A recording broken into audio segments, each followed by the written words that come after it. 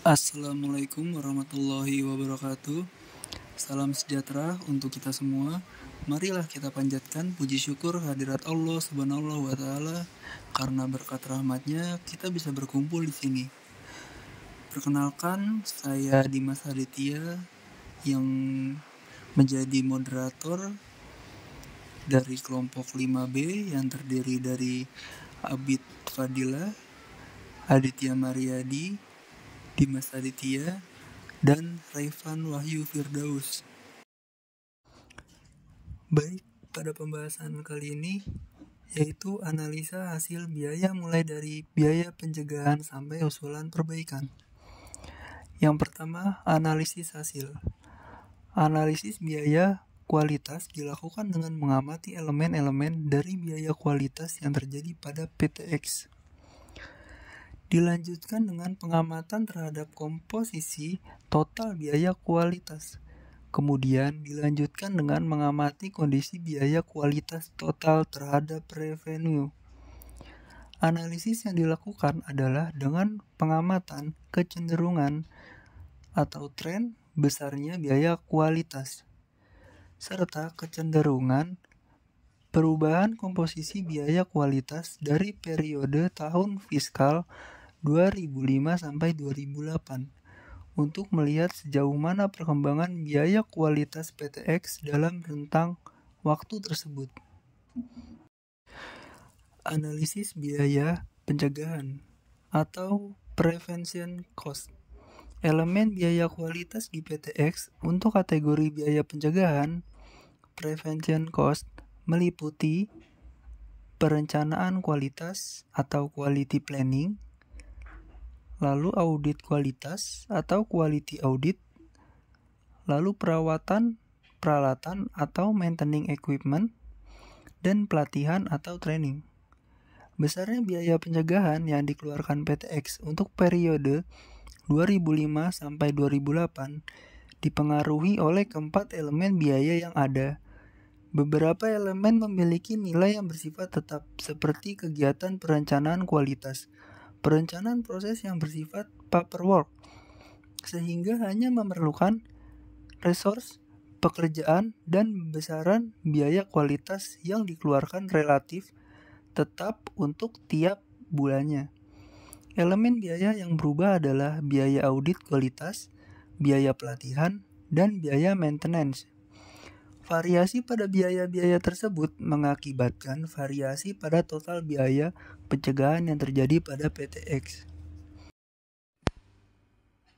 Slide keempat dari diagram batang tersebut dapat dilihat bahwa besarnya biaya pencegahan di PTX untuk periode 2005 sampai 2008 cenderung meningkat. Kecenderungan peningkatan biaya pencegahan ini disebabkan meningkatnya anggaran untuk biaya training, karena perusahaan berusaha meningkatkan keahlian operator produksi untuk mengurangi jumlah barang cacat. Selain itu, peningkatan ini juga disebabkan oleh meningkatnya jumlah jam audit serta meningkatnya biaya audit eksternal yang dilakukan oleh SGS. Lanjut slide kelima. Poin 4.2. Analisis biaya penilaian appraisal cost. Elemen biaya kualitas di PTX untuk kategori biaya penilaian adalah inspeksi bahan datang, incoming inspection, inspeksi barang dalam proses, in-process inspection, inspeksi barang jadi, final inspection, calibration.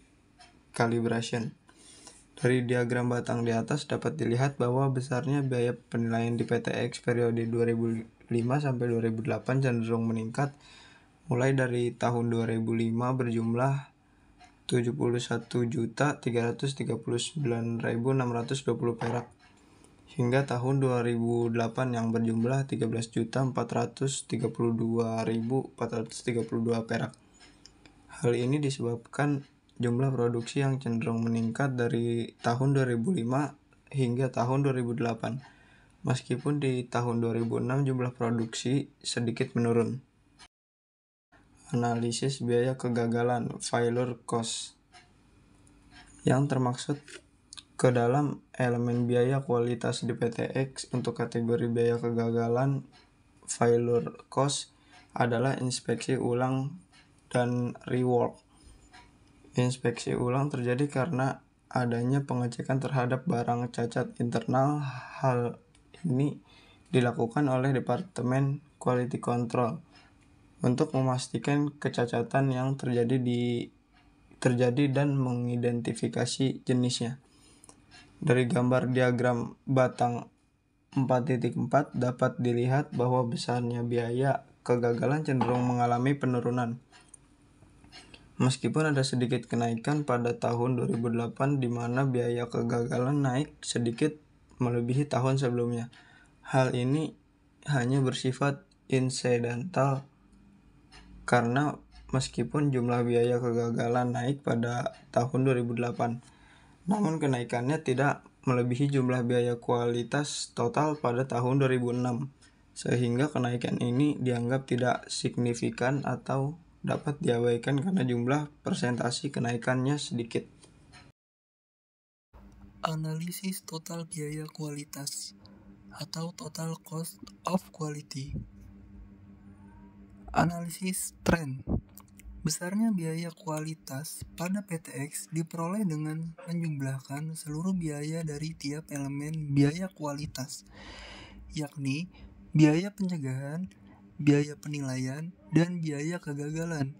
Besarnya biaya kualitas yang terjadi di PTX untuk tahun fiskal 2004 hingga tahun fiskal 2008 digambarkan dalam diagram batang pada gambar berikut. Apabila dilihat pada diagram batang di atas, diketahui bahwa biaya kegagalan hampir selalu memiliki porsi terbesar dalam total biaya kualitas dibandingkan dengan biaya pencegahan maupun biaya penilaian. Jadi, yang mempunyai pengaruh terbesar terhadap besar kecilnya biaya kualitas adalah besarnya biaya kegagalan. Jika diamati dari diagram batang di atas bahwa persentase biaya pencegahan cenderung meningkat dari tahun 2005 hingga tahun 2007, kemudian menurun pada tahun 2008, dan sebagai akibat tidak langsung, peningkatan biaya pencegahan yang terjadi mengakibatkan penurunan biaya kegagalan. Hal ini merupakan sesuatu yang positif, yang berarti usaha perusahaan untuk menurunkan tingkat defect memperlihatkan perkembangan positif. Lanjut, analisis terhadap penjualan. Analisis terhadap penjualan dilakukan untuk mengetahui seberapa besar proporsi biaya kualitas terhadap total nilai penjualan. Berdasarkan teori biaya kualitas, nilai persentase optimum biaya kualitas terhadap penjualan adalah sebesar 15%. Jika nilai persentase biaya kualitas terhadap penjualan melebihi 15%, maka bisa disimpulkan bahwa sistem tidak berjalan dengan baik. Dari data persentase kondisi biaya kualitas pada tabel tersebut, diketahui bahwa rata-rata kondisi biaya kualitas PTX adalah sebesar 4%. Dari hasil perbandingan dengan jumlah penjualan tersebut dapat dikatakan bahwa PTX telah memiliki kondisi biaya kualitas yang sangat baik. Analisis penyebab cacat. Dari hasil analisis terhadap komposisi biaya kualitas dapat dilihat bahwa biaya kegagalan memiliki proporsi terbesar dan biaya penyusun terbesar dari biaya kegagalan adalah biaya rework yang diakibatkan oleh perbaikan barang cacat. Karena itu cacat tersebut akan dianalisis penyebabnya. Setelah melakukan pengamatan langsung, penyebab terjadinya cacat dapat diringkas sebagai berikut. Ke-1, cacat cat tipis, yaitu sebagai berikut. Operator pengecatan manual yang kurang teliti sehingga tidak semua permukaan komponen tertutup cat dengan baik. Kedua, cacat gores, yaitu pekerja yang kurang teliti sehingga pekerja kadangkala melupakan untuk memberikan karton pemisah di antara tumpukan komponen. Yang ketiga, cacat cat kasar, yaitu kondisi filter kompresor yang kurang baik sehingga masih ada butiran-butiran air atau minyak yang lolos. Yang terakhir, cat penyok, yaitu kualitas bahan baku atau plat yang jelek sehingga cacat penyok yang terdapat pada bahan baku terbawa hingga produk jadi. Usulan perbaikan: 1. Perlunya ada pengontrolan dan pengawasan yang lebih ketat lagi terhadap alat kerja, terutama yang digunakan untuk melakukan proses manufaktur, terutama alat semprot pada pengecatan manual, sehingga jumlah cacat yang terjadi pada ditekan bisa minimal mungkin. Kedua, pengontrolan terhadap material cat, sehingga salah satu bahan baku utama perlu lebih diperketat agar jumlah cacat yang berhubungan dengan proses pengecatan dapat ditekan seminimal mungkin. Hal ini dapat dilakukan dengan memperbesar jumlah sampel yang diambil sehingga jumlah testing sampel relatif lebih banyak dan kondisi cat yang sebenarnya dapat diketahui lebih pasti. Ketiga, jarak gantungan pada konveyor hendak diberikan jarak yang lebih besar lagi sehingga dapat terhindar dari benturan-benturan dengan komponen lain pada saat komponen-komponen tersebut tergantung pada konveyor. 4. Untuk mengatasi kelelahan dan kejenuhan dari pekerja, sebaiknya diadakan rotasi pekerja setiap waktu tertentu. Misalnya, setelah jam makan siang, waktu ini cukup baik karena para pekerja baru selesai beristirahat, sehingga para pekerja masih merasa segar setelah beristirahat. Hal ini masih mungkin dilakukan karena proses pengerjaan menggunakan die set, yaitu suatu proses pencetakan komponen yang telah dibakukan sehingga tidak dapat perlu keterampilan yang terlalu tinggi untuk mengerjakannya.